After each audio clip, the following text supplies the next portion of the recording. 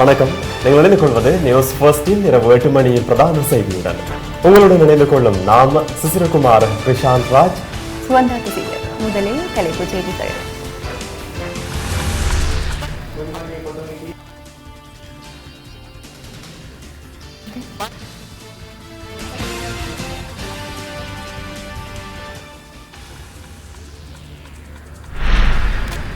கைத்துப்பாக்கி மற்றும் ரிவால்வர்களுக்கு வழங்கப்படும் அனுமதி பத்திரங்களை ரத்து செய்வதற்கு தீர்மானம்.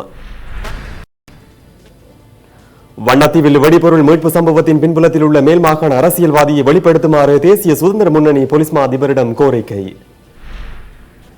யாழ்ப்பாணத்தில் நடத்தப்பட்ட கேபிள் டிவி இணைப்புகளுக்கான கம்பங்களை அகற்றியமைக்கு எதிரான வழக்கு நீதிமன்றத்தினால் தள்ளுபடி.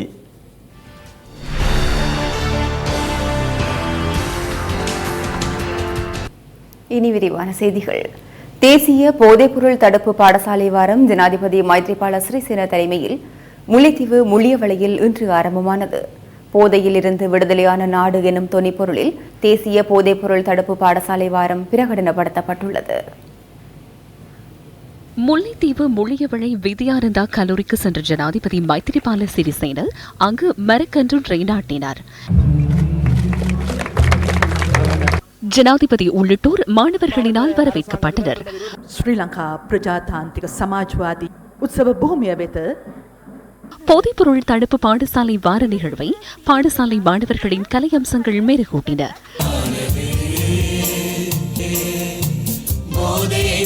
போதைப்பொருள் விழிப்புணர்வு தொடர்பில் மாணவர்களால் நிகழ்த்தப்பட்ட பொம்மலாட்டம் அனைவரது கவனத்தையும் ஈர்த்தது. இதனையடுத்து போதைப்பொருள் கடத்தல் தொடர்பான தகவல்களை அறிவிப்பதற்கான தொலைபேசி இலக்கம் அறிமுகப்படுத்தப்பட்டது. 1984 எனும் தொலைபேசி இலக்கத்தை இன்று முதல் தொடர்பு கொண்டு போதைப்பொருள் கடத்தல் குறித்த தகவல்களை வழங்க முடியும்.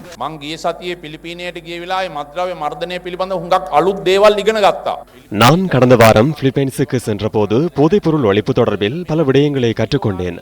பிலிப்பைன்ஸ் ஜனாதிபதி முன்னெடுத்த விடயங்களை நான் செய்ய மாட்டேன்.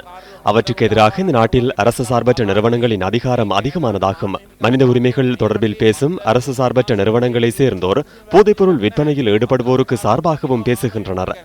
இவ்வாறு சத்தமிடும் மனித உரிமை செயற்பாட்டாளர்களிடம் இந்த நாட்டின் போதைப்பொருளுக்கு எதிராக எந்தவொரு வேலை திட்டமும் இல்லை. மனித உரிமைகள் குறித்து பேசி போதைப்பொருள்காரர்களை பாதுகாக்கின்றனர். ஆகவே இந்த குழுவினருக்கு எதிரான போதைப்பொருளுக்கு எதிரான போராட்டத்தை நான் கைவிடப் போவதில்லை. எதிர்வரும் நாட்களில் பிலிப்பைன்ஸின் போதைப்பொருள் ஒழிப்பு விசேட குழு ஒன்று இலங்கைக்கு வருகை தர உள்ளது. இதுவரை காலமும் நாம் முன்னெடுத்து சென்ற போதைப்பொருளுக்கு எதிரான நடவடிக்கையை புதிய பயிற்சியுடன் அடுத்த வாரத்திலிருந்து தொடர்வோம். போதைப்பொருள் குற்றத்திற்காக மரண தண்டனை விதிக்கப்பட்டவர்களை தூக்கிலிட வேண்டும் என நான் தீர்மானித்தேன். இதனை கடந்த காலங்களில் நான் குறிப்பிட்டிருந்தேன்.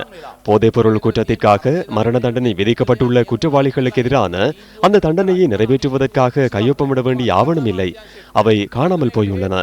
இந்த நபருக்கு மரண தண்டனை விதிக்கப்பட்டுள்ளது என்ற ஆவணம் மாத்திரமே சிறைச்சாலையில் காணப்படுகின்றது. ஏனைய எந்த ஒரு ஆவணமும் இல்லை. அவை நீதி அமைச்சிலும் இல்லை. இதற்கு காரணம் என்ன? போதைப்பொருள் கடத்தல்காரர்கள் இந்த ஆவணங்களை திருடியுள்ளனர். சிறைச்சாலையில் உள்ள அவ்வாறான ஒரே ஒரு நபர் தொடர்பான தகவல்கள் மாத்திரமே உள்ளன. அவர் இலங்கையர் அல்ல, பாகிஸ்தான் பிரஜை. போதைப்பொருளுக்காக பாகிஸ்தான் பிரஜையை தூக்கிலிட வேண்டிய அவசியம் எனக்கில்லை. போதைப்பொருள் குற்றத்திற்காக மரண தண்டனை விதிக்கப்பட்டுள்ள இலங்கையர்கள் தொடர்பான ஓரிரு ஆவணங்களையேனும் நான் தேடுவேன். இதற்காக நாம் முன்னெடுத்து செல்லும் போராட்டத்தை கைவிடப் போவதில்லை. ஒரு தமிழன் என்ற ரீதியிலே நான் இருந்து கொண்டிருக்கும் போது ஜனாதிபதி அவர்கள் ஒருபுறம் ஒரு முஸ்லீம் சகோதரனையும் மறுபுறம் ஒரு தமிழ் சகோதரனையும் வைத்திருப்பது இந்த நாட்டின் எதிர்காலத்தை குறித்து சொல்ல வேண்டிய சில உண்மையான விஷயங்களை, அரசியல் ரீதியாக சொல்ல வேண்டிய சில உண்மையான விஷயங்களை அவர் சொல்லுகின்றார் என்றுதான் நான் எண்ணுகின்றேன். இந்த நாங்கள் எடுத்துக்கொண்ட முயற்சி வெறுமனே போதைக்கு மட்டும் அடிமையாகும் அந்த சிறுவர்கள் மக்கள்களை காப்பாற்றிக் கொள்ளும் ஒரு நிகழ்ச்சியாக மட்டுமல்லாமல் விழுந்து போன ஒரு தேசத்தை, உடையக்கூடாத ஒரு தேசத்தை, உடைக்கக்கூடாத ஒரு தேசத்தை கட்டியாள வேண்டிய கட்டாய கட்டளை எங்கள் மேல் இருக்கின்றது என்று நான் சொல்ல வேண்டும். போதைப் பொருளுக்கு எதிரான உறுதிமொழி இதன் போது எடுக்கப்பட்டது. முழு நாட்டிற்கும் அழிவை ஏற்படுத்தும் மதுசாரம் சிகரெட் உட்பட்ட போதைப் பொருட்களின் பாவனையை எமது தாய் நாட்டிலிருந்து ஒழிப்பதற்கு கிளிநொச்சி மற்றும் முல்லைத்தீவு மாவட்டங்களில் வெள்ளத்தினால் பாதிக்கப்பட்ட 11 பாடசாலைகளை புனரமைப்பதற்காக இதன்போது நிதி வழங்கப்பட்டது. முல்லைத்தீவு மாவட்டத்தில் குடிநீர் வசதியற்ற 13 பாடசாலைகளுக்கு அந்த வசதியை ஏற்படுத்துவதற்கான நிதியும் இதன்போது வழங்கப்பட்டது. இதன் பின்னர் யாழ்ப்பாணம், முல்லைத்தீவு, கிளிநொச்சி மற்றும் மன்னார் மாவட்டங்களில் ராணுவ கட்டுப்பாட்டில் இருந்த அரசாங்க மற்றும் தனியார் காணிகள் விடுவிக்கப்பட்டன. இதற்கான ஆவணம் ராணுவ தளபதி லெப்டினன்ட் ஜெனரல் மகேஷ் சேனநாயக்கவினால் ஜனாதிபதிக்கு கையளிக்கப்பட்டது. பின்னர் அந்த ஆவணங்களை மாவட்ட அரசாங்க அதிபர்களிடம் ஜனாதிபதி கையளித்தார். 264 ஏக்கர் அரசு மற்றும் தனியார் காணியும் அரசாங்கத்தின் கீழ் இருந்த 4 முக்கிய விவசாய பண்ணைகளுக்குரிய 1099 ஏக்கர் காணியும் இன்று விடுவிக்கப்பட்டது. இதேவேளை ஜனாதிபதி வருகை தந்த விமானம் தரையிறக்கப்பட்டு டயமண்ட் மைதானத்துக்கு அருகில் காணாமலாக்கப்பட்டோரின் உறவினர்கள் கவனஈர்ப்பு போராட்டத்தில் ஈடுபட்டனர்.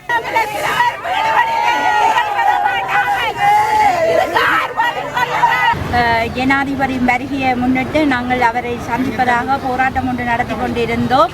அவர் போகும்போதும் எங்களை பார்த்து கொண்டு சென்றார், வரும்போதும் எங்களை ஏனென்று கேட்கவில்லை. வீதியில் கூடி இறங்க விடாமல் போலீசாரால் மறைத்து கடுமையான எதிர்ப்பு மத்தியிலே தான் நாங்கள் இந்த போராட்டத்தை நடத்தி கொண்டிருந்து மிகவும் மனவருத்தத்தோடு வீடு திரும்புகின்றோம். மனவருத்தத்தோடு நாங்கள் எல்லாரும் கவலையுடனும் எங்களுக்கு என்ன தீர்வு கிடைக்கும் என்று எதிர்பார்ப்புடன் இந்த வீதியிலே காத்து நிற்கின்றோம். இதேவேளை கிளிநொச்சி அறிவியல் நகரில் நடைபெற்ற மரநடுகை நிகழ்ச்சி திட்டத்திலும் ஜனாதிபதி மைத்திரிபால சிறிசேன கலந்து கொண்டார். யாழ் பல்கலைக்கழகத்தின் அறிவியல் நகர் வளாகத்தில் நடைபெற்ற இந்த நிகழ்வில் பெருந்திரளான பாடசாலை மாணவர்களும் கலந்து கொண்டனர். நிகழ்வுக்கு வருகை தந்திருந்த பொதுமக்கள் மற்றும் மாணவர்களுடன் இதன்போது ஜனாதிபதி கலந்துரையாடினார்.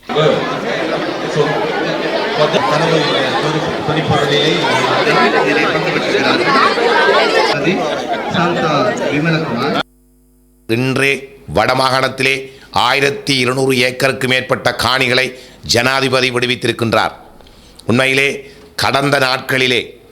கடந்த காலங்களிலே தொடர்ச்சியாக ஐக்கிய தேசிய கட்சி அரசாங்கத்துடனும் அதனுடைய தலைவர் ரணில் விக்ரமசிங்க அவர்களுடனும் கொண்டிருந்ததான ஒரு நெருக்கமான உறவை உண்மையிலே எங்களுடைய தமிழ் தேசிய கூட்டமைப்பின் தலைவர் சம்பந்தன் ஐயாவோ அல்லது ஊடக பேச்சாளர் சுமந்திரன் அவர்களோ ஐக்கிய தேசிய கட்சியோடு பேணிய அதே மிக நெருக்கமான தொடர்பை ஜனாதிபதி மைத்திரிபால சிறிசேன அவர்களோடையும் பேணியிருக்க வேண்டும். ஜனாதிபதி அவர்கள் சரியான உறவை எங்களுடைய சம்பந்தன் ஐயாவோ சுமந்திரனோ பேணாத நிலையிலே இன்று ஜனாதிபதி அவர்கள் காணிகளை விடுவித்துக் கொண்டிருக்கிறார். யார் ஆண்டாலும் எங்கள் மக்களுக்குரிய தேவைகளை, எங்கள் மக்களுடைய பிரச்சனைகளை யார் மூலம் அதிகம் தீர்க்க முடியுமோ, யாரை பயன்படுத்தி அதை எங்களுடைய காரியத்தை சாதிக்க முடியுமோ அதை செய்வதுதான் உண்மையான சூழ்நிலைக்கேற்ற ராஜதந்திரம். இன்றே ஜனாதிபதி மைத்திரிபால சிறிசேனோடு அத்தகைய ஒரு நெருக்கமான தொடர்பை ஐக்கிய தேசிய கட்சி அரசாங்கத்தோடு பேணிய அளவுக்கு பேணவில்லை. சம்பந்தன் ஐயாவோ சுமந்திரனோ அவ்வாறான உறவை பேணவில்லை. தொடர்பை பேணியிருந்தால் எத்தனையோ காரியங்களை சாதித்திருக்க முடியும். நிந்தவூர் பகுதியில் நேற்று ஆயுர்வேத வைத்தியசாலை ஒன்று திறந்து வைக்கப்பட்டது. கிழக்கு மாகாண ஆளுநர் MLA ஹிஸ்புல்லா இந்த நிகழ்வில் கலந்து கொண்டிருந்தார். அதிமேதகு ஜனாதிபதி அவர்கள் இந்த மாகாணத்தினுடைய ஆளுநர் பதவியை நான் கேட்டபோது அவர் எனக்கு அதை வழங்குவதற்கு தீர்மானித்தார். நான் பாராளுமன்ற உறுப்பினர் பதவியை ராஜினாமா செய்துவிட்டு கிழக்கு மாகாணத்தினுடைய ஆளுநர் பதவியை எனக்கு தாருங்கள் என்று நான் கேட்டுத்தான் பெற்றுக்கொண்டேன். கிழக்கு மாகாணத்திலே 3 சமூகங்களும் பல்வேறுபட்ட பிரச்சனைகளோடு வாழ்ந்து கொண்டிருக்கிறார்கள். ஜனவரி மாதம் அடுத்த வருடம் 10ஆம் தேதி இந்த பதவியை நான் ராஜினாமா செய்து விடுவேன். சில சகோதரர்கள் என்னுடைய நியமனத்துக்கு எதிரான சில ஆர்ப்பாட்டங்கள் அல்லது சில கண்டனங்களை தெரிவித்திருக்கிறார்கள். நான் அவர்களை பற்றி குறை சொல்லவில்லை. ஏனென்றால் இது ஒரு தமிழ் மகன் இந்த மாகாணத்தினுடைய ஆளுநராக நியமிக்கப்பட்டிருந்தால் முஸ்லீம்களும் இதே வேலையைத்தான் செய்திருப்பார்கள், எதிர்த்திருப்பார்கள். ஆர்ப்பாட்டங்களை நாங்கள் செய்திருப்போம். ஏனென்றால் முஸ்லீம்களுக்கும் தமிழ் மக்களுக்கும் இடையில் இன்னும் சந்தேகங்கள் இருக்கிறது. இன்னும் எங்களுடைய பிரச்சனைகள் தீர்க்கப்படவில்லை.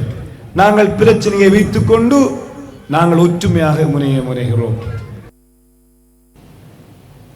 பிறரின் அதிகாரத்திற்கு கீழ்ப்படியாமல் எம்மை நாமே ஆள சமஷ்டி முறையை ஏற்றுக்கொள்ளப்பட வேண்டும் என முன்னாள் வடமாகாண முதல்வரும் தமிழ் மக்கள் கூட்டணியின் செயலாளர் நாயகமுமான சி.வி. விக்னேஸ்வரன் தெரிவித்துள்ளார். ஊடகவியலாளர்களின் வாராந்த கேள்விகளுக்கு பதிலளித்த போதே அவர் இதனை குறிப்பிட்டுள்ளார்.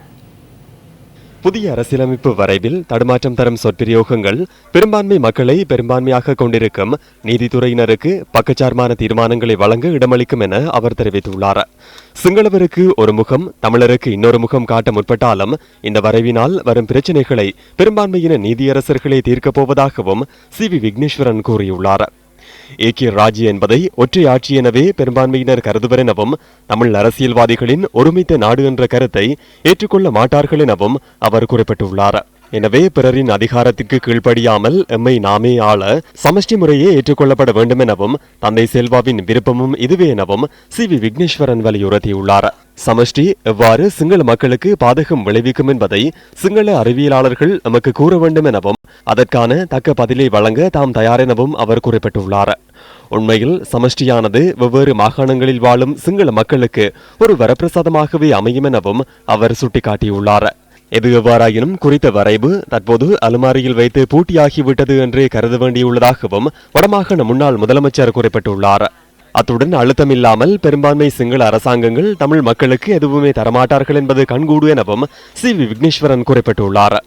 பயங்கரவாத தடை சட்டம் நீக்கம், அரசியல் கைதிகளின் விடுதலை, பொதுமக்கள் காணி விடுவிப்பு, படையினரை வடக்கிலிருந்து நீக்குதல் என பல விடயங்களை ரணிலுக்கு உதவும் முன்னர் நிபந்தனையாக இட்டு சாதித்திருக்கலாம் எனவும் சி.வி. விக்னேஸ்வரன் தெரிவித்துள்ளார். இப்போது யானைக்கு அடி சறுக்கியுள்ளது எனவும் அதிகாரத்திற்கு அடி கொடுக்கப்பட்டுள்ளது எனவும் சாணக்கியம் சறுக்கி போயுள்ளது எனவும் முன்னாள் வடமாகாண முதல்வரும் தமிழ் மக்கள் கூட்டணியின் செயலாளர் நாயகமுமான சி.வி. விக்னேஸ்வரன் வாராந்த கேள்விகளுக்கு பதிலளிக்கும் போது குறிப்பிட்டுள்ளார். அரசியல் தீர்வு திட்டம் தொடர்பான நிபுணர் குழுவின் அறிக்கையை நிராகரிப்பதாக டெலோ எனப்படும் தமிழீழ விடுதலை இயக்கம் தெரிவித்துள்ளது.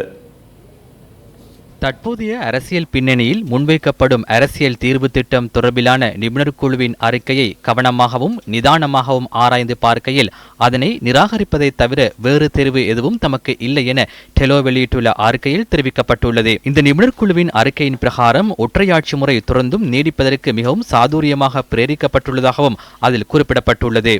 அதிகார பங்கீடு விடயத்தில் அதனை விஸ்தரித்து வலுப்படுத்தி முழுமைப்படுத்துவதற்கு பதிலாக அரைக்குறையான அதிகாரங்களை மாத்திரம் மாகாண சபைகளுக்கு வழங்கியிருக்கும் 13வது திருத்தத்துக்கு அப்பால் ஆக்கப்பூர்வமான எந்தவொரு முன்னேற்றகரமான யோசனையும் இதில் காணப்படவில்லை எனவும் டெலோ வெளியிட்டுள்ள அறிக்கையில் தெரிவிக்கப்பட்டுள்ளது.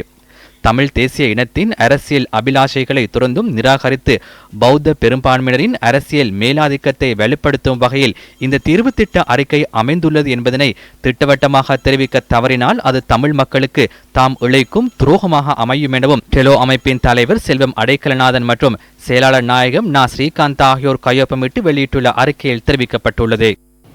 ஐக்கிய தேசிய கட்சி இன்று ஏற்பாடு செய்திருந்த ஊடக சந்திப்பில் கருத்து தெரிவித்த பிரதி அமைச்சர் நளின் பண்டார, சுமந்திரன் நமது அரசாங்கத்தில் இருக்கலாம், வேறு அரசாங்கத்தில் இருக்கலாம், இணைந்து செயற்பட வேண்டும் என்றே நான் கூறுகின்றேன்.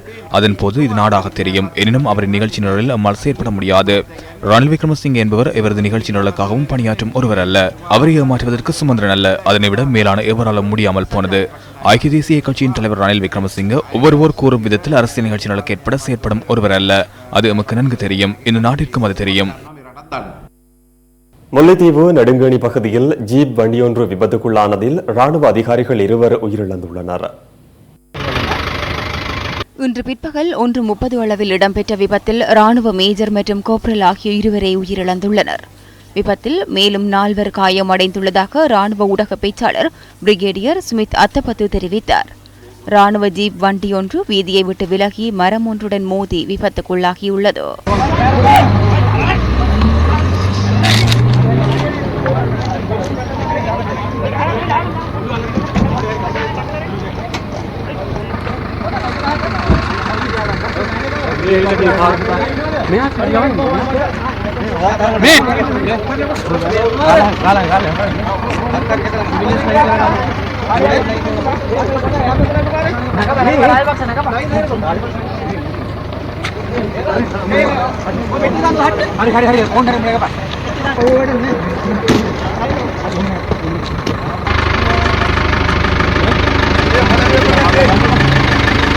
யாழ்ப்பாண மாநகர சபை எல்லைக்குட்பட்ட பகுதிகளில் கேபிள் டிவி இணைப்புகள் நடப்பட்டிருந்தன. இந்த கம்பங்களை அகற்றியமைக்கு எதிரான வழக்கை யாழ் நீதவான் நீதிமன்றம் இன்று தள்ளுபடி செய்துள்ளது. யாழ்ப்பாண மாநகர எல்லைக்குட்பட்ட பகுதியில் சட்டவிரோதமாக நடப்பட்டிருந்த கேபிள் டிவி இணைப்புகளுக்கான கம்பங்களை அகற்றுவதற்கு மாநகர மேயர் கடந்த திங்கட்கிழமை நடவடிக்கை எடுத்திருந்தார். இந்த நடவடிக்கையை ஆட்சேபித்து யாழ் மாநகர மேயர் இமானுவேல் ஆர்னோல்டு மற்றும் மாநகர ஆணையாளர் ஜெயசீலன் ஆகியோருக்கு எதிராக வழக்கு தாக்கல் செய்யப்பட்டிருந்தது. யாழ்ப்பாணம் நீதவான் அந்தோனிசாமி பீட்டர் பால் முன்னிலையில் வழக்கு இன்று விசாரணைக்கு எடுத்துக் கொள்ளப்பட்ட போது வழக்கை தள்ளுபடி செய்து நீதவான் உத்தரவிட்டுள்ளார்.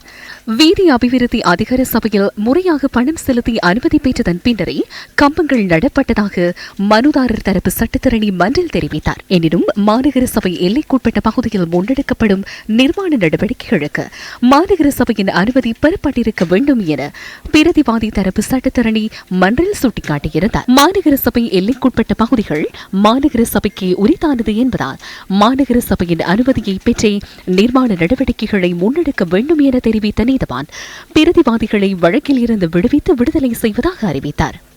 ட்ரைமாஸ் நெட்வொர்க் நிறுவனம் என்று எங்களிடம் ஏற்கனவே விண்ணப்பித்திருக்கின்றார்கள் என்று ஒரு கருத்தை முன்வைத்திருக்கின்றார்கள். அப்பொழுது நான் அவரிடம் கேட்டேன், நாங்கள் மாநகரத்தால் அனுமதி தந்துவிட்டோமா என்று. இன்னும் சட்டவிரோதமாக, அதாவது அனுமதியற்ற முறையிலே போடப்பட்ட கம்பங்களை கலற்றுவதை நிறுத்தி இருக்கின்றோம் என்று சொன்னால் நீதிமன்றம் ஒரு அழைப்பானை எங்களுக்கு விடுத்திருக்கின்ற என்ற காரணத்தினால் அதனை நாங்கள் நிறுத்தி இந்த நீதிமன்றத்திலே நாங்கள் ஆஜராகி இருந்தோம். முறையற்ற முறையிலும் சட்டவிரோதமான முறையிலும் அனுமதியற்ற முறையில் தங்களுடைய எதேச்சதரமான அதிகாரங்களை பயன்படுத்தி வருபவர்களுக்கு இன்று நல்ல தீர்ப்பு வழங்கப்பட்டிருக்கின்றது.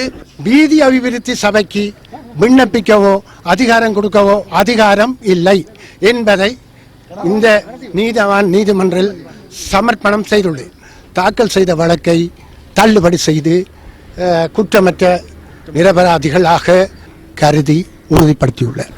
குறித்த நீதிபதி அவர்கள் வழங்கிய கட்டளை வைத்துக்கொண்டு யாரும் மாநகர சபை எல்லைக்குள், நியாயாதிக்க எல்லைக்குள் எந்த தடங்களையும் செய்தால் அதனை தட்டி கேட்க, நிறுத்த எல்லாத்துக்கும் மாநகர சபைக்கு அதிகாரம் இருக்கு. வடமாகாணத்தில் பாதுகாப்பற்ற முறையில் மின்சார கம்பங்களில் பொருத்தப்பட்டுள்ள கேபிள் டிவி இணைப்புகள் தொடர்பில் நாம் பல தடவைகள் சுட்டிக்காட்டியிருந்தோம்.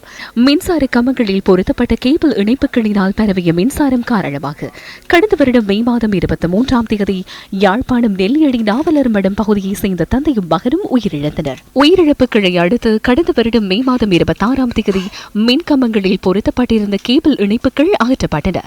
எனினும் 2 மாதங்களின் பின்னர் மின்சார கம்பங்களில் மீண்டும் கேபிள் இணைப்புகள் பொருத்தப்பட்டிருந்ததை அவதானிக்க முடிந்தது. சட்டவிரோதமாக கேபிள் டிவி இணைப்புகள் பொருத்தப்பட்டமை தொடர்பான கள ஆய்வுகள் முன்னெடுக்கப்பட்டுள்ளதாக மின்சக்தி அமைச்சின் ஊடக பேச்சாளர் 3 மாதங்களுக்கு முன்னர் நியூஸ் ஃபர்ஸ்டுக்கு தெரிவித்தார்.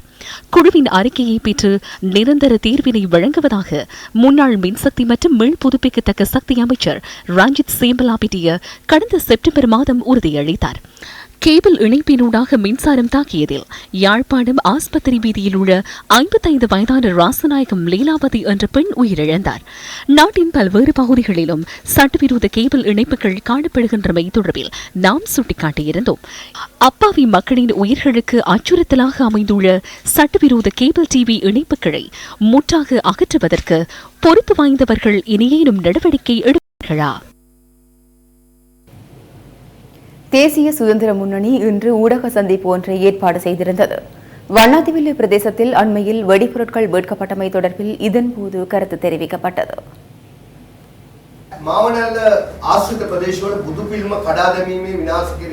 மாவநிலையில் புத்தர் சிலைகளை உடைத்த சம்பவம் ஒன்று பதிவாகியது. இப்ராஹிம் என்ற 2 சகோதரர்களை அதற்கு தலைமைத்துவம் வழங்கியிருந்தனர். அந்த 2 சகோதரர்களும் மாவநிலையில் இருந்து வெளியேறி புத்தளம் வண்ணாத்துவில்லை அண்மித்த பகுதியில் அவர்களது குடும்பத்துடன் வாழ்ந்து வருகின்றனர். அதன் பின்னரே இரகசிய போலீசார் வண்ணாத்துவில்லு பகுதியில் அவர்களை தேடும் நடவடிக்கையை ஆரம்பித்தனர். அந்த 2 சகோதரர்களையும் போலீசில் ஒப்படைப்பதாக மேல்மாகாண அரசியல்வாதி ஒருவர் உறுதியளித்துள்ளார். டிசம்பர் 26ஆம் தேதி அவர் இந்த உறுதிமொழியை வழங்கியுள்ளார். அந்த மேல்மாகாண அரசியல்வாதி யார், அந்த அரசியல்வாதியை கூறுமாறு நாம் போலீஸ் மாதிபருக்கு கூறுகின்றோம். இப்ராஹிம் என்பவர் எங்கு இருக்கின்றார் என்பதை அவரிடம் அறிந்து கொள்ள முடியும். ஏன் அவர்களை கைது செய்யவில்லை? விக்ரமசிங்க அரசாங்கம் பிரிவினை அடிப்படைவாதிகளுக்கு அஞ்சியுள்ளமே அதற்கான காரணமாகும். அந்தவாதி மூலதர்மவாதி பயம். பிஸ்டல் மற்றும் ரிவால்வருக்காக விநியோகிக்கப்பட்டுள்ள துப்பாக்கி அனுமதி பத்திரங்களை தற்காலிகமாக ரத்து செய்வதற்கு பாதுகாப்பு அமைச்சு தீர்மானித்துள்ளது. மீண்டும் அனுமதி பத்திரங்களை பெற்றுக்கொள்வதற்காக அனைத்து துப்பாக்கிகளையும் பாதுகாப்பு அமைச்சில் சமர்ப்பிக்க வேண்டும் என பாதுகாப்பு செயலாளர் ஹேமஸ்ரீ பெர்னாண்டோ கூறினார். 4700 9 மில்லிமீட்டர் ரக பிஸ்டல் மற்றும் ரிவால்வர்களுக்கு அனுமதி பத்திரம் வழங்கப்பட்டுள்ளது என்பதை 2 வாரங்களுக்கு முன்னதாக அறிந்தேன். ஆனால் அனுமதி பத்திரங்கள் வழங்கப்பட்டமைக்கான காரணங்கள் இல்லை. யாரிடம் இருக்கின்றது என்ற தரவும் எங்கேயும் இல்லை. அவை வழங்கப்பட்டமை தொடர்பிலான கோவையும் இல்லை. இது அபாயகரமான நிலை. சிலரிடம் 14 அல்லது 15 பிஸ்டல்கள் உள்ளன. ஒருவரின் பேரில் உள்ளது. இந்த அனைத்து அனுமதி பத்திரங்களையும் தற்காலிகமாக ரத்து செய்து இந்த அனைத்து துப்பாக்கிகளையும் பாதுகாப்பு அமைச்சில் சமர்ப்பித்து அனுமதி பத்திரம் பெற வேண்டும். ஆனால் துப்பாக்கிகளை தம்பசம் வைத்திருப்பவர்கள் தொடர்பில் புலனாய்வு பிரிவினர் தகவல்களை பெற்றுக் கொள்வார்கள். தற்போது நமக்கு கிடைத்துள்ள தகவல்களுக்கு அமைய இந்த 4700 அனுமதி பத்திரங்களில் உத்தியோகபூர்வமாக வழங்கப்பட்டவர்களின் கைகளில் சுமார் 1000 துப்பாக்கிகளே உள்ளன. ஏனையவர்களின் கைகளில் அனுமதி பத்திரம் மாத்திரமே உள்ளது. இந்த துப்பாக்கிகள் நாட்டின் பல பகுதிகளில் பயன்படுத்தப்படுவதாக புலனாய்வு தகவல் கிடைத்துள்ளது. பாதாள கோஷ்டியினரிடம் உள்ளது. அவர்கள் அனுமதி பத்திரம் வைத்துள்ளவர்களுக்கு நாளாந்தம் 50,000 ரூபாய் வழங்குவதாகவும் தகவல் உள்ளது. இது பாரதூரமான நிலைமையாகும். கொழும்பு நாலந்தா கல்லூரியின் பழைய மாணவரான பாதுகாப்பு செயலாளர் ஹேமஸ்ரீ பெர்னாண்டோவை பாராட்டும் நிகழ்வு இன்று அந்த கல்லூரியில் நடைபெற்ற போதே அவர் இந்த கருத்துக்களை வெளியிட்டார். சோள பயிர்ச்செய்கைகளில் வேகமாக பரவி வரும் படைப்புழுவின் தாக்கம் தற்போது வட மாகாணத்திலும் பரவி வருகின்றது. முல்லைத்தீவின் கொக்குளாய், கும்பளமுனை மற்றும் கொக்கு தொடுவாய் போன்ற பகுதிகளில் சோள பயிர் செய்கை மேற்கொள்ளப்படுகின்றது. குறித்த பகுதிகளில் உள்ள சோள பயிர் செய்கையிலேயே படைப்புழு தாக்கம் செலுத்தியுள்ளது. கிளிநொச்சி மாவட்டத்தின் பளை, செல்வபுரம் போன்ற பகுதிகளிலும் படைப்புழு பரவியுள்ளது. இங்கு சுமார் 20 ஏக்கர் பரப்பில் சோள பயிர் செய்கை மேற்கொள்ளப்படுகின்றது. இதனால் சோள பயிர் செய்கையை மேற்கொள்ளாமல் கைவிட்டுள்ளதாக விவசாயிகள் தெரிவிக்கின்றனர். கணக்கான பேராக்கள் வந்து எல்லாம் பார்த்து போயிடும்படியே இல்லை என்னென்ன செய்யணும் கொள்ளணும். ஒவ்வொரு சோளத்துக்கும் ஒவ்வொரு புழு இருக்குது, முட்டை இருக்குது. 20 ஏக்கரை கிட்ட சோளம் போட்டிருக்கிறார். ஒன்றுமே எடுக்கக்கூடிய நிலைப்பாட்டில் இல்லை. எல்லாம் படப்புழு தான் முழுக்க சேதப்படுத்துது. கம்பளை நாரன்விட்ட பகுதியிலும் சோள பயிர் செய்கையில் படைப்புழு பரவியுள்ளதாக எமது செய்தியாளர் தெரிவித்தார்.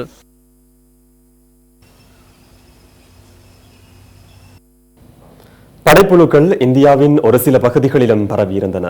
படைப்புழுக்களில் பரவுவதை கட்டுப்படுத்துவதற்காக பின்பற்றக்கூடிய வழிமுறைகள் என்ன?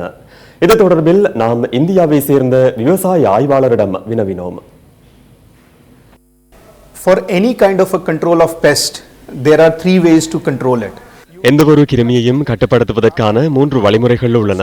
இயந்திரம் மூலம் அல்லது ரசாயனம் மற்றும் உயிரியல் முறையின் கீழ் அதற்கான வாய்ப்பு உள்ளது. இயந்திரங்கள் மூலம் செய்வதாக இருந்தால் அவைகளின் முட்டைகளை அழிக்க வேண்டும். செடியில் உள்ள இலைகளின் பின்புறத்தில் இடப்பட்டுள்ள முட்டைகளை கண்டுபிடித்து அழிக்க வேண்டும். ரசாயன வழிமுறையை கவனத்தில் கொள்ளும் போது உலகளாவிய ரீதியில் பயன்படுத்தப்பட்ட அதிகளவிலான வழிமுறைகளை காண முடியும். 3வது உயிரியல் முறையாகும். எந்தவொரு கிருமியும் சடுதியான அதிகரிப்பை தொடர்ந்து குறைவதை காணலாம். ஒட்டுண்ணிகள் இதற்கு காரணமாகின்றன. இந்த படைப்புழுவை உட்கொள்ளும் உயிரினங்களும் இருக்கின்றன. இந்தியாவில் இந்த புழு பரவும் வேகத்தை குறைப்பதற்காக பங்கஸ் கண்டுபிடிக்கப்பட்டது. இத்தகைய விடயங்களை அரசாங்கங்கள் மட்டத்தில் கலந்துரையாடி பகிர்ந்து கொள்ளலாம். இதனை கட்டுப்படுத்துவதற்கு அனைவரும் இணைந்து செயற்பட வேண்டும். அனைத்து விவசாயிகளையும் தெளிவுபடுத்துவதற்கு நடவடிக்கை எடுக்க வேண்டும். இதனை முழுமையாக நீக்க முடியாது. எனினும் பொருளாதார ரீதியில் தாக்கம் ஏற்படாத வகையில் கட்டுப்படுத்தலாம். கவனம் செலுத்த தவறினால் இது வெறுமனே முடியும் பிரச்சனை அல்ல. So it has to be integrated approach to control this pest. தோட்ட தொழிலாளர்களின் சம்பளத்தை அதிகரிக்குமாறு வலியுறுத்தி கொழும்பு கோட்டை புகையிரத நிலையம் முன்பாக முன்னெடுக்கப்படும் போராட்டம் 3வது நாளாக இன்றும் தொடர்கின்றது. தன்னெழுச்சி இளைஞர்களால் இந்த அடையாள சத்தியாகிரக போராட்டம் நடத்தப்படுகின்றது. பெருந்தோட்ட தொழிலாளர்களின் நாளாந்த அடிப்படை சம்பளத்தை 1000 ரூபாவாக அதிகரிக்குமாறு வலியுறுத்தி இந்த சத்தியாகிரக போராட்டம் நடத்தப்படுகின்றது. நாளை கூட்டு ஒப்பந்ததாரர்களுக்கும் கம்பெனிதாரர்களுக்கும் இடையிலே ஒரு சந்திப்பு இடம்பெற இருக்கின்றதாக நாம் அறிந்திருக்கின்றோம். அந்த சந்திப்பினிலே ஒரு நியாயமான அடிப்படை சம்பளம் 1000 ரூபாய் கிடைக்க வேண்டும் என்று கூட்டு ஒப்பந்தத்திலே கைச்சாத்துகின்ற தொழிற்சங்கங்கள் குறிப்பிட வேண்டும். அவ்வாறு கொடுக்காவிட்டால் அவர்கள் கூட்டு ஒப்பந்தத்திலிருந்து வெளியேற வேண்டும். இந்த சமூகத்திற்கு மோசமான ஒப்பந்தம் என்றும் தெரிந்தும் இந்த ஒப்பந்தத்தை தொடர்ச்சியாக செய்து கொண்டு வந்திருக்கின்றார்கள் என எண்ணப்படும் பொழுது மிகவும் வேதனையாக இருக்கின்றது. ஆக கூடுதலான அங்கத்தவளாக கொண்ட 2 அமைப்புகள் என்று கௌரவ திகாம்பரம் அவர்களின் அமைப்பும் திரு கௌரவ தொண்டமான் அவர்களின் அமைப்பும். எனவே இருவரும் சேர்ந்து நாங்கள் பதவியை ராஜினாமா செய்ய போகின்றோம், இந்த சமூகத்திற்கான சம்பளத்தை பெற்றுக் கொடுக்க போகின்றோம் என்றெல்லாம் சொல்லாமல் செய்து காட்டுங்கள் அல்லது சம்பளத்தை பெற்றுக் கொடுங்கள். இந்த 2இல் ஒன்று நடைபெற வேண்டும். இதை நடாத்தி காட்டும் வரை இந்த போராட்டத்தை நாங்கள் இங்கு தொடர்ந்து கொண்டு செல்வோம். 1000 ரூபாய் இயக்கத்தின் ஏற்பாட்டில் கொழும்பின் சில இடங்களில் தோட்ட தொழிலாளர்களுக்கு 1000 ரூபாய் சம்பளத்தை வழங்குமாறு வலியுறுத்தி இன்று துண்டு பிரசுரங்கள் விநியோகிக்கப்பட்டன. மருதானை மற்றும் கோட்டை ரயில் நிலையங்களுக்கு முன்பாக தோட்ட தொழிலாளர்களுக்கு 1000 ரூபாய் அடிப்படை சம்பளத்தை வலியுறுத்தும் நோக்கிலான துண்டு பிரசுரங்கள் விநியோகிக்கப்பட்டன. இதனையடுத்து 1000 ரூபாய் இயக்கத்தின் ஊடகவியலாளர் சந்திப்பொன்றும் கொழும்பு மருதானையில் நடைபெற்றது. MTV MBC ஊடக வலையமைப்பின் கொழும்பு பிரேப்ரூக் பிளேஸில் உள்ள தலைமை காரியாலயத்துக்கு முன்பாக கடந்த 10ஆம் தேதி சிவில் அமைப்புகள் என தம்மை அடையாளப்படுத்திக் கொண்டு அநாகரிகமான முறையில் செயற்பட்ட இருவரும் இந்த ஊடகவியலாளர் சந்திப்பில் கலந்து கொண்டிருந்தனர். பெருந்தோட்ட தொழிலாளர்களின் அடிப்படை சம்பளத்தை 1000 ரூபாவாக அதிகரிக்குமாறு வலியுறுத்தி நாடளாவிய ரீதியில் கடந்த காலங்களில் மக்கள் முன்னெடுத்த அனைத்து போராட்டங்களையும் நியூஸ் ஃபர்ஸ்ட் செய்தி அறிக்கையில் கைகொடுமா கூட்டு ஒப்பந்தம் தொகுப்பினூடாக நாம் தொடர்ச்சியாக ஒளிபரப்பி வந்தோம். ஊடக நிறுவனங்களுக்கு முன்பாக அநாகரிகமான முறையில் செயற்பட்ட இவ்வாறானவர்கள் மக்களின் உரிமை போராட்ட நிழலில் குளிர்காய எத்தடிப்பதை அனுமதிக்கலாமா? டாலர் கனவுகளுக்குள் சிக்குண்ட இவ்வாறானவர்களினால் பெருந்தோட்ட மக்களின் 1000 ரூபாய் அடிப்படை சம்பள போராட்டமும் காட்டிக் கொடுக்கப்படக்கூடாது என்பதே எமது ஏகோபித்த எதிர்பார்ப்பு.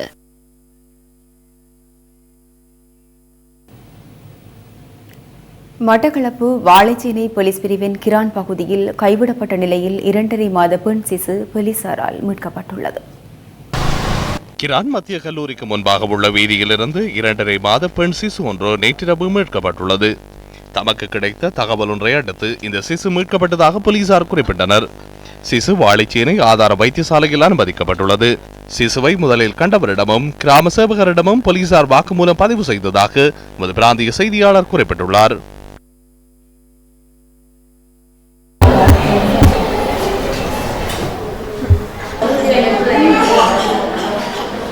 நான் வந்து பார்த்தேன், பிள்ளைகளிடம் கத்தி கொண்டு கனவு கூட்டுறவாக இருந்தது. ஒரு ஆதரவும் இல்லாமல் கிடந்தது உள்ள. நான் தூக்கி கொண்டு கிராம சேவகரிடம் கோல் பண்ணி எடுத்து போலீஸ் மூலம் வந்து வாழைச்சேனை வைத்தியசாலையில் வச்சிருக்கிறாங்க. குப்பையை தூக்கி போகிற மாதிரி இந்த ஜனங்கள் செஞ்சு கொண்டு போகுது. இதுக்கு சட்ட நடவடிக்கையும் எடுத்து இதை இனிமேலும் இப்படி நடக்காமல் வெடிக்க வேண்டும் என்று நான் கேட்டுக்கொள்கிறேன். ஸ்போர்ட்ஸ் ஃபர்ஸ்ட் அலியான்ஸ் பிளாட்டினம் விருது வழங்கல் விழாவின் 6ஆம் நாளுக்கான ஊக்குவிப்பு செயற்றிட்டம் இன்று மன்னாரில் முன்னெடுக்கப்பட்டது. தேசிய ரீதியில் திறமையை வெளிப்படுத்திய வீர வீராங்கனைகளை கௌரவிக்கும் பொருட்டு பிளாட்டினம் விருது வழங்கல் விழா ஏற்பாடு செய்யப்பட்டுள்ளது. விருது வழங்கல் விழாவின் 6ஆம் நாளுக்கான ஊக்குவிப்பு செயற்றிட்டம் இன்று மன்னார் புனித சவேரியார் கல்லூரியில் நடைபெற்றது. வடமாகாண பிரதி கல்வி பணிப்பாளர் ஆர் ராஜசீலன், மன்னார் மாவட்ட பிரதி கல்வி பணிப்பாளர் பி ஞானராஜ் உள்ளிட்டோர் இன்றைய ஊக்குவிப்பு செயற்றிட்டத்தில் கலந்து கொண்டனர். வரையறுக்கப்பட்ட கேபிட்டல் மகாராஜா நிறுவனம் மற்றும் அலியான்ஸ் நிறுவன அதிகாரிகளும் இன்றைய நிகழ்வில் கலந்து கொண்டனர். கலை நிகழ்வுகள் விழாவுக்கு மேலும் அழகு சேர்த்தன.